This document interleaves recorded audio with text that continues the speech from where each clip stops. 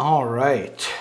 So I've been wanting to make this video for a very, very long time, and I figured what better time than right after I just moved down here to Tucson. I've actually got some room to spread out, a kind of studio space somewhat, and I've waited to do this video to know that it would look really good. Because what I'm going to talk about today is the Apple Watch Ultra utilizing the Workoutdoors app. I've had the Apple Watch Ultra for a little bit over a year now. I've worn it every single day.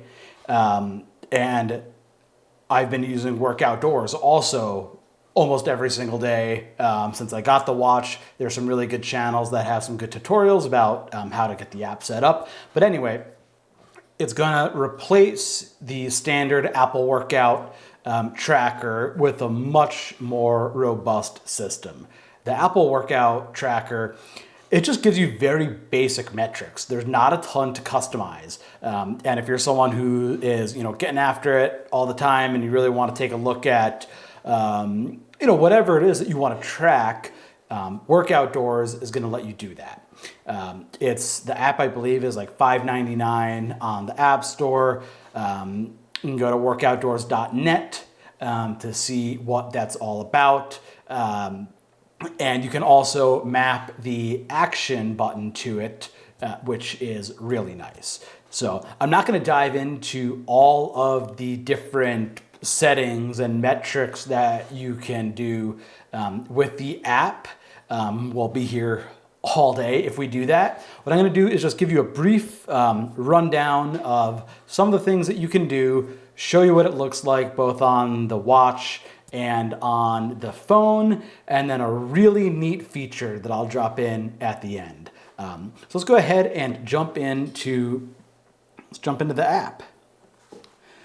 So you'll notice a handful of things on the app here. So you got workouts, screens, routes, because you can load preset routes onto the map, onto the watch, which is nice.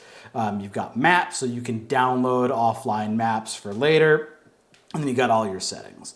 So let's take a look at the most important thing, which is going to be your different screens. Now, the way I have things set up, I have it set for hiking, walking, running, indoor running, biking, paddling, and that's pretty much all I've done. But as I'm scrolling down here, you got for horseback riding, rowing, sailing, surfing, even wheelchair, you got yoga. You get the point. So let's jump into the hiking screen here so you can see what we're working with. So the way I have my hiking screen set up, the very first thing that's going to come up is I get an overview topo map, which is going to show me where I'm at on the trail systems nearby, all your standard topo features. And then I have it showing me my mileage, how long I've been on this activity, my elevation gain for the activity, and then I've also got what my current heart rate is. So to filter by categories, they give you time, distance, heart rate, pace, elevation, calories, steps, and others. And you can filter all of those things. So let's say I want to look at heart rate. You get heart rate filters. So show me all the metrics that show, beats per minute, intensity, zone, heart rate variability. But you can see here, I've got 504 available metrics for hiking. 504 things that I can track compared to Apple's workout app. I don't know, like even 4 things. So that's really nice. So that's on just screen number 1. Second screen I've got is my elevation. So for this, I'm having it show me my current altitude, how much I've gained on my activity, the percent gradient that I'm on right now. I've also got a little elevation graph. And then I also have it showing me the distance I've gone, as well as the time I've been on the activity. So I repeat a couple of metrics that I want to see on every screen pretty much. And also tracking elevation loss. All right, my next one for my heart rate. So showing myself beats per minute, my current heart rate zone, my average beats per minute, maximum. Again, showing mileage and time. And I have a couple things on here that I'm going to probably change, like a little heart rate graph and what my maximum zone is. The really cool thing, so I have a little bar graph here that shows me my heart rate zones. So you can get an overview just by glancing. If you've been out there for 3 hours, you can see, hey, I've spent half of my workout in the maximum heart rate zone. Maybe I need to cool it. I don't know. So I really dig that. And then, I've got a whole screen just for graphs. And again, I have it show me the topo map alongside with all of that. So on here, I see my elevation graph, my speed graph, so I can see how I'm going throughout the day.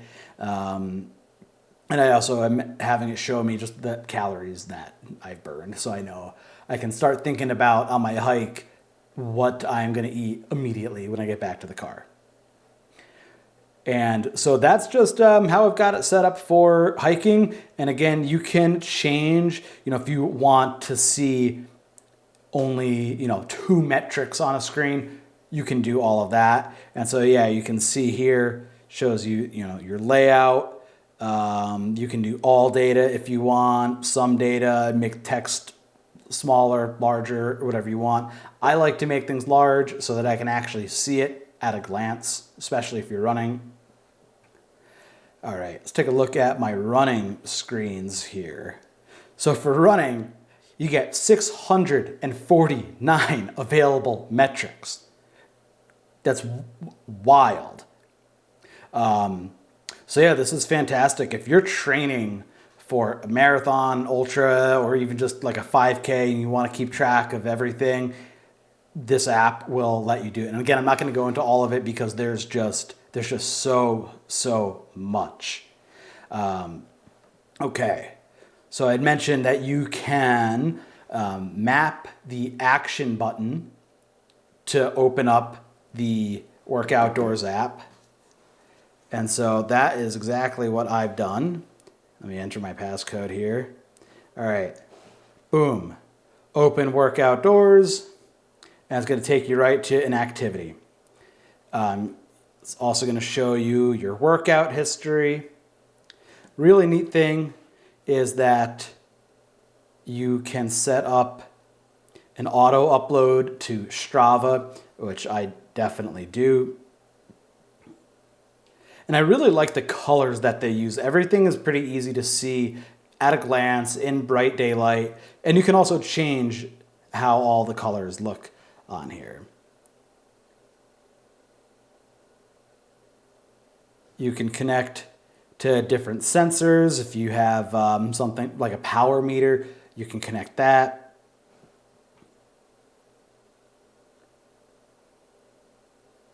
So there's really just kind of unlimited options here.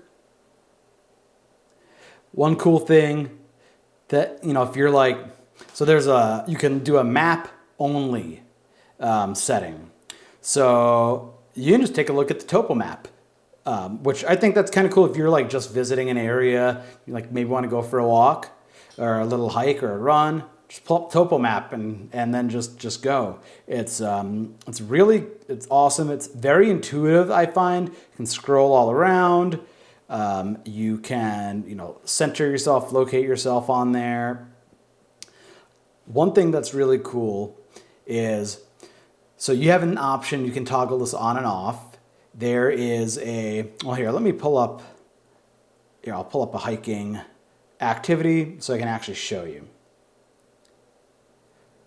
Of course, it's not going to show me right now. But, so normally during an activity, you get your compass, which is going to point, north. But you can also add another compass which will have a green arrow that is going to point you back to where you started your trip, which is kind of neat. I do like that a lot. All right, well, let's get out of here. So to end a workout, all you do is you tap and hold on there. You can hit end, you can pause. You can also go into your now playing. So if you're listening to music, you can go ahead and access that as well, all from the app. So that's pretty cool. All right. So one of the other things that I'm going to talk about here, let's go and take a look at routes. So I've got all these different routes that I've loaded on, so that I can go ahead and now I can follow along on the topo map any one of these routes that I've preloaded.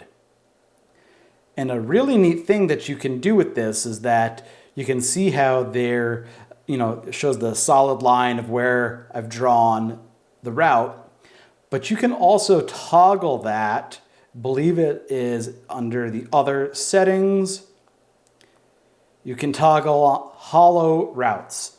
And so what that's going to show you is it's going to take your mapped out route and it's going to basically make that line on the map hollow so that you can see your arrow, your GPS point directly within that route. So you can know, for certainty, hey, I'm on my planned route.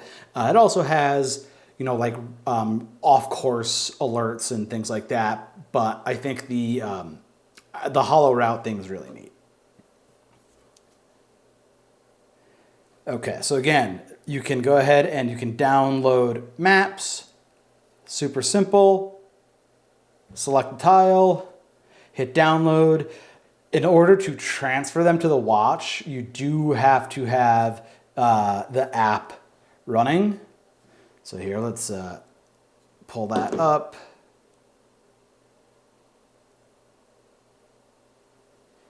Pull it up. Okay, and as soon as you open up the app, you're going to see things start to transfer over it. Of course, it's going to take its sweet. Yeah, there we go. And I like to I've downloaded the whole state of Arizona pretty much. So I never have to worry about, if I'm not going to have cell phone service, then I don't have to be concerned. I'll still be able to get my topo maps, which are really, really easy to use.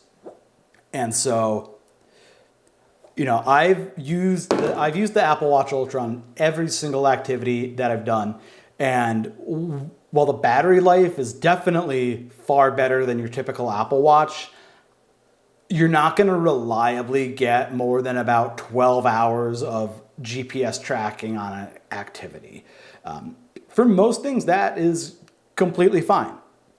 But I do find, you can definitely rely on it. The GPS is very accurate, and when you have a preloaded map, it works really well. So an example of a time that I used this and really relied on it, I did a Canyonlands Green River trip in April of 2023.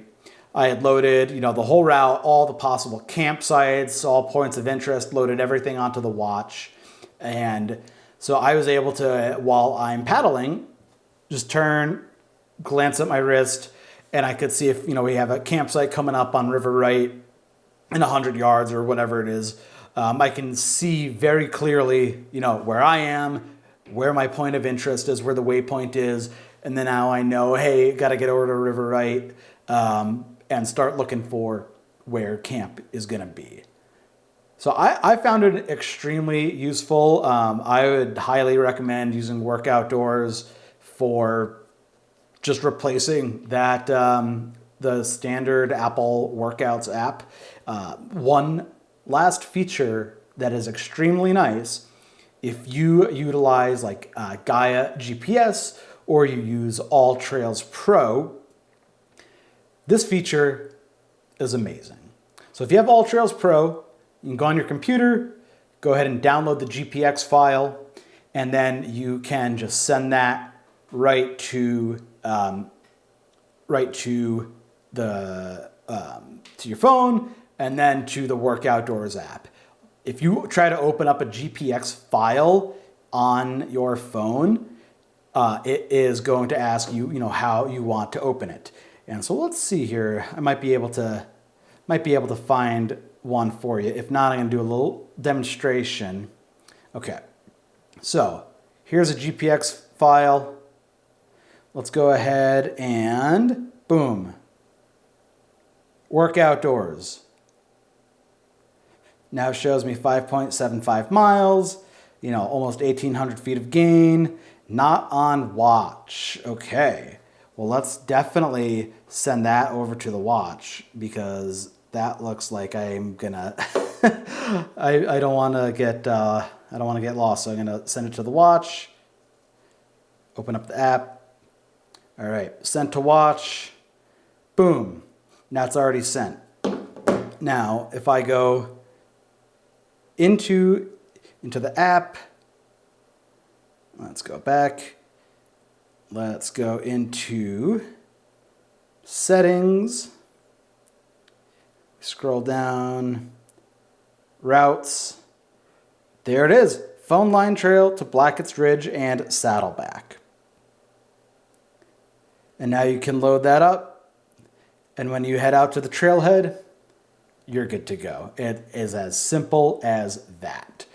And same thing goes for Gaia GPS. You can plot out your route, download it, send it to your phone, open it up in either Gaia GPS or Workoutdoors, send it to the watch, and you are all good to go.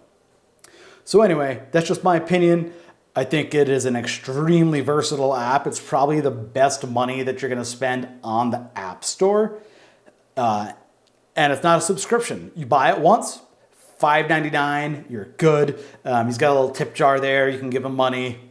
I have because it's improved my quality of life when I'm out on the trail so much. So anyway, that is all for me. And we'll get another one out there for you soon.